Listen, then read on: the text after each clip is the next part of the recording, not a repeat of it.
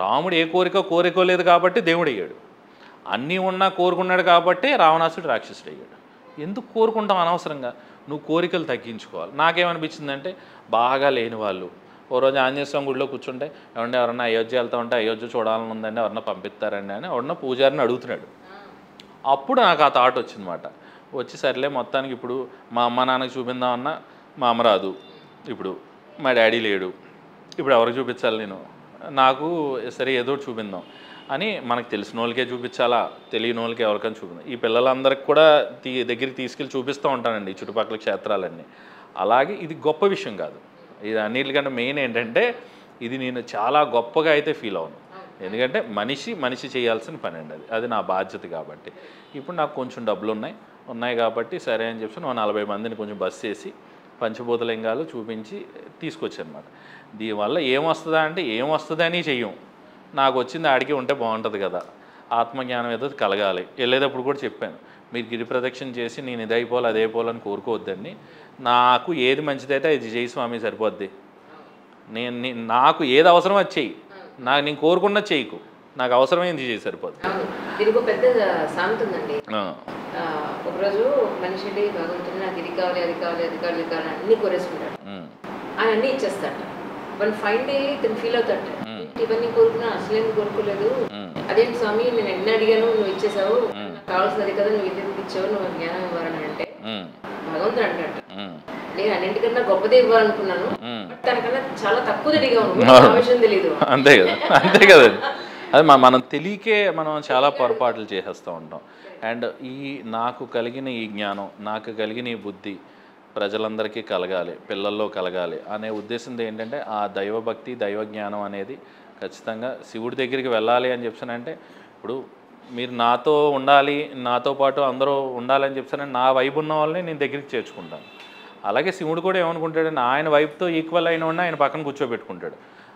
30 సార్లును 250 సార్లు గిరి ప్రదక్షిణ చేసినట్టు పక్కన వచ్చి స్వామి నేను వెళ్ళి నాకు 2 కోట్లు రావాలని చెప్పాను అనుకుంటే, ఓరు బాబు వీడికి 2 కోట్లు ఇచ్చేద్దాం రా బాబు నా దగ్గర వద్దని చెప్పాను, దాని ప్రతిఫలాన్ని మాత్రం ఇస్తాడు. కానీ స్వామివారి పక్కన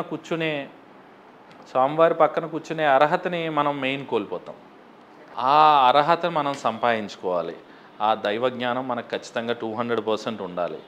అలాంటి జ్ఞానంతోనే మనం బాగుండాలి అని చెప్పాను, అందరూ బాగుండాలనే ఉద్దేశంతో ఇవన్నీ స్టార్ట్ చేస్తామన్నమాట యాక్చువల్గా. కానీ అద్భుతం అండి, అంటే ఒక డాక్టర్గా ఉంటూ ఇంత తత్వజ్ఞానాన్ని బాగా అలవర్చుకున్నారు. అది అందరికీ పంచాలనే ప్రయత్నంలో కూడా మీరు సక్సీడ్ అవుతారని నాకు గట్టి నమ్మకం ఉంది. ఇందుకీ వరప్రసాద్ రెడ్డి గారిది ఇంటర్వ్యూ చూసారా? నాది ఎప్పుడన్నా? నేను చూశాను. దాంట్లో మీరు అడిగారు కదా ఫైనల్గా మీరు ఏం కోరుకుంటున్నారు అని చెప్పాను అంటే, ఇది గురువు గారు చెప్పకూడదు అని అన్నారు, అనకూడదు అన్నారు, కానీ నాకు ఎంత త్వరగా వెళ్ళిపోతే అంత త్వరగా వెళ్ళిపోవాలని ఉంది, ఎంతసేపు వేసుకుంటాం ఈ పాత చొక్కా కొత్త చొక్కా వేసుకోవాలని ఉంది అని చెప్పాను అనేది. ఆ ఇంటర్వ్యూ కూడా నేను బాగా ఫాలో అయ్యాను. మీరు యాక్చువల్గా ఆయన్ని 2-3 చేశారు కదా, 2-3 చేశారు. వాళ్ళ ఇల్లంతా కూడా చూపిస్తా, అదంతా కూడా నేను చూశాను. అవన్నీ కూడా చూసి కొంచెం ఇన్స్పైరింగ్ పర్సనాలిటీ ఆయన, ఇన్స్పైరింగ్ పర్సనాలిటీ. ఆయన దగ్గర నుంచి కూడా చాలా నేర్చుకోవాలి. ఇప్పుడు మీరు కూడా నెక్స్ట్ జనరేషన్స్కి అలాగే అవుతారు ఆబ్వియస్లీ. నెక్స్ట్ జనరేషన్స్కి అంటే నాకు అవ్వాలనే తాపత్రయం కన్నా వాళ్ళు తయారవ్వాలనే తాపత్రయమే ఎక్కువ ఉంది. ఏంటంటే మెయిన్ పిల్లలు అవన్నీ కూడా గ్రాస్ప్ చేసి పట్టుకోవాలి. అంటే చిన్న చిన్న వాటికండి, అంటే ఇప్పుడు సినిమా డైలాగులు కూడా ఎలా ఉంటాయంటే, నేనేంటో ఆడికి రేపొద్దున నిరూపించి చూపిస్తాను, నేను పలానా స్టేజ్కి వెళ్ళిన తర్వాత ఆడ ఆడవాలి, రేపొద్దున మనల్ని చూసి అప్పుడు ఆడు ఇది అవ్వాలని. నేనేమంటానంటే ఆడంటే నీకు ఇష్టం లేదు, ఆడి ముందు నువ్వు ప్రూవ్ చేసుకోవాల్సిన పనే ఉందిరా నీకు. ఎగ్జాక్ట్లీ, ఆడి ముందు నువ్వెందుకు ప్రూవ్ చేసుకుంటావు? ఆడు నిన్ను చూసి ఆడవటం ఎందుకు? ఆ శాడిజం ఎందుకు కోరుకుంటున్నావు? నువ్వు బాగుంటే ఇంకొకటి ఏడ్చేటట్టు అయితే నీ బాగు ఒక బాగేనా? నీ బాగుని చూసి ఆడు ఏడవకూడదు, నీ బాగుని చూసి అవతల వాడు కూడా పంచుకునేలాగా ఉండాలి. ఎంతసేపు ప్రేమను పంచుకోవటానికే మనం ముందుకు వెళ్ళాలి తప్ప, అది అలా కాకుండా దాన్ని వేరే రకంగా నెగిటివ్గా తీసుకుని ఇప్పుడు యూత్ అందరూ అలాగే ఉన్నారు కదండి. యూత్ అందరూ ఈ మాట మీద నిలబడి ఉన్నారు. నేనేంటో ఇప్పుడు మొన్న సినిమా డైలాగ్ చూశాను, సుమా వాళ్ళ అబ్బాయి, నేను వినిపిస్తా రేపొద్దున్న నన్ను రోజు నీకు కనిపిస్తా, వద్దన్నా నీ సౌండ్ వినిపిస్తాను. ఇవన్నీ ఎందుకు నెక్స్ట్ ఏమవుతావు నువ్వు, ఇవన్నీ ఎందుకు అని నా ప్రశ్న ఏంటంటే, ఓకే వినిపిస్తావు కనిపిస్తావు, తర్వాత ఏమవుతావు? వన్ డే చచ్చిపోతావు కదా. నేనేమంటానంటే ప్రతి మనిషి కూడా పక్కనోడు చచ్చిపోతాడు అనుకుంటాడు, వీడు చచ్చిపోతాడని రియలైజ్మెంట్ ఉండదు.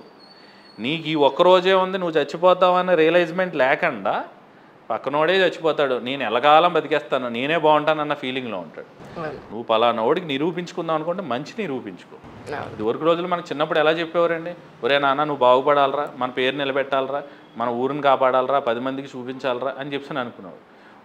ఒక టెలిఫోను ఒకళ్ళ ఇంట్లో ఉందంటే ఆ 3 పక్కన ఆ 3 వీధులకి ఈ 3 వీధులకి మొత్తం ఆ ఒకటే టెలిఫోన్ పరిగెత్తుకుని హాల్లో పెట్టేవారు. ఎవడింటికి వచ్చినా కూడా వెళ్ళడం సొంత ఇల్లులాగా. అలాగా అలాంటి పంచుకునే తత్వంలోంచి ఒకరికొకరు స్వార్థంగా తయారైపోయి దాన్ని ఇదే సక్సెస్ అనుకునే మోసలో పడిపోయి ఆ సక్సెస్లో ఆరోగ్యాలు పోగొట్టుకొని డబ్బు సంపాదించడమే పరమార్థం కింద ఫీల్ అయిపోయి వీడు బాగా అన్నీ చేసుకుంటూ ఉంటాడు.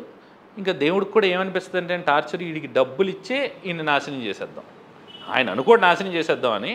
వీడు డబ్బులు బాగా సంపాదించాడండి, మంచి కాస్ట్లీ హాస్పిటల్కి వెళ్ళిపోయి శుభ్రంగా రికమెండేషన్ చేయించుకొని మినిస్టర్ లెవెల్లో చూసా, మనకు మినిస్టరే రికమెండ్ చేశాడు, ఓకే రికమెండ్ చేశాడు, మందు తగ్గిందా నీకు ఏమన్నా, అసలు హాస్పిటలైజ్ అవ్వడమే అదే ప్రౌడ్గా ఫీల్ అవుతాడండి. అది కర్మ. ఇది ఎక్కడ కర్మ అంటే నువ్వు కనిపించేదే చండాలమైన కర్మ అంటే దాన్ని గొప్పగా చెప్తున్నావు కదా, దీన్ని ఎలా అర్థం చేసుకోవాలో తెలియట్లేదు.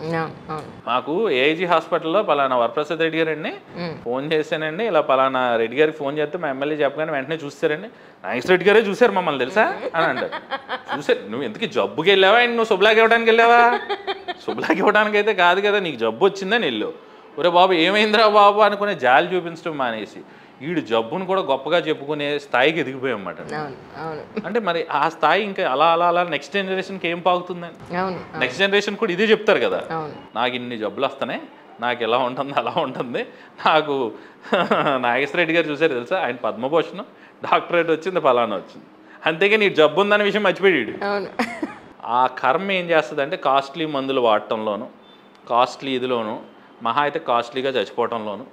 అంతే తప్ప రియలైజ్మెంట్ మనం చచ్చిపోయే ముందు మనం దీన్ని ఖచ్చితంగా వినియోగించుకోవాలి. మన యూనివర్స్కి చాలా శక్తి ఉంది, యూనివర్స్ని మనం అర్థం చేసుకోవాలి, భగవతత్వాన్ని ఖచ్చితంగా అర్థం చేసుకోవాలి.